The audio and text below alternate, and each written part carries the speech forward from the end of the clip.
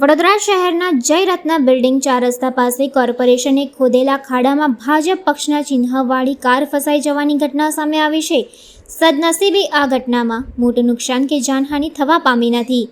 વડોદરા શહેરના ward number 14માં સમાવિષ્ટ Jayratna building 4 રસ્તા પાસેથી પોલો ગ્રાઉન્ડ તરફ માર્ગ ઉપર કોર્પોરેશને વરસાદી ગટર લાઇન નાખવાની કામગીરી હાથ ધરી છે। દરમિયાન આજે જયરત્ન બિલ્ડિંગ 4 રસ્તા પાસે જ આ કામગીરી માટે ખોદેલા ખાડામાં કાર નમી પડતા ફસાઈ ગઈ હતી। આ અકસ્માતમાં સદનસીબે કોઈ જાનહાનિ થવા પામી નથી। આ અંગે સ્થળ પર ફરજ બજાવતા ટ્રાફિક બ્રિગેડિયરનું કહેવું છે કે આગળ રસ્તો બંધ હોવાનું જણાવી કાર ચાલકને રોકવાનો પ્રયાસ કર્યો હતો, પરંતુ કાર ચાલકે વાત ન સાંભળી કાર હંકારી મૂકતા અકસ્માત સર્જાયો હતો। જ્યારે આ અંગે કોંગ્રેસના કાઉન્સિલર બાળુ સુર્વેએ કોર્પોરેશનની કામગીરી સામે સવાલો ઉઠાવી નારાજગી દર્શાવી હતી। કાઉન્સિલરનું કહેવું છે કે પ્રી મોન્સૂનની કામગીરી કોર્પોરેશન ચોમાસાની ઋતુ બાદ હાથ ધરી રહી છે। આ વરસાદી ગટર લાઇનની કામગીરીનું કામ 6 મહિના અગાઉ મંજૂર થયેલું છે। વરસાદ વરસે અને રાત્રે ખાડો પાણીથી ભરેલ હોય તો અનિચ્છનીય ઘટના પણ બની શકે છે। કોન્ટ્રાક્ટરે આડાશ ન મૂકી બેદરકારી દાખવી છે। કોર્પોરેશનને આવી કામગીરી દરમિયાન સુવિધા અને સુરક્ષાની તકેદારી રાખવી જોઈએ। તંત્રની બેદરકારીના લીધે આવી પરિસ્થિતિ રોજના નવા બનાવ વડોદરા શહેરમાં બનતા હોય છે।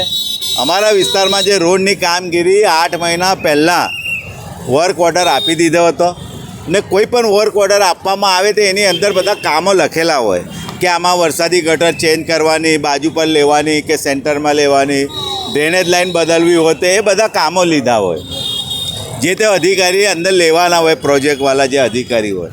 પણ આ લોકોએ એ કામ, આ વરસાદી ગટરનું કામ નહીં લીધું।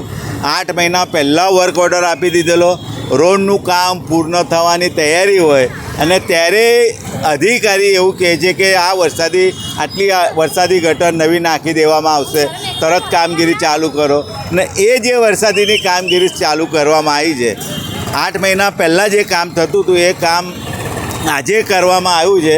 અને તમે જોઈ શકો છો વરસાદીના જે પાઇપો ભૂંગળા જે નાખ્યા છે, જે કુંડી, જે કેચપીટ બનાવવાની એક ખુલ્લી જગ્યા, એની અંદર આજે સવારે એક મોટી 4 વ્હીલની ગાડી અંદર પડી ગઈ છે અને અમારા વિસ્તારમાં 3-4 સ્કૂલો આવી છે, હજારો બાળકો સ્કૂલમાં આવતા હોય છે ને આ વરસાદના સમયમાં પાણી ભરેલું હોય ને કોઈ નાનો બાળક અંદર પડી જાત તો કેટલું બધું મુશ્કેલી થાય।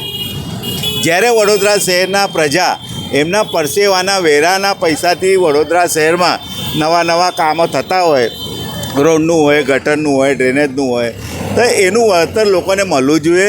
કેમ કે આવી કામગીરી બેદરકારીના લીધે, અધિકારીઓના ભૂલના લીધે, કોન્ટ્રાક્ટરના ભૂલના લીધે ગાડીઓ અંદર પડી જતી હોય છે, લોકોને ઈજા થાય, લોકોને નુકસાન થાય।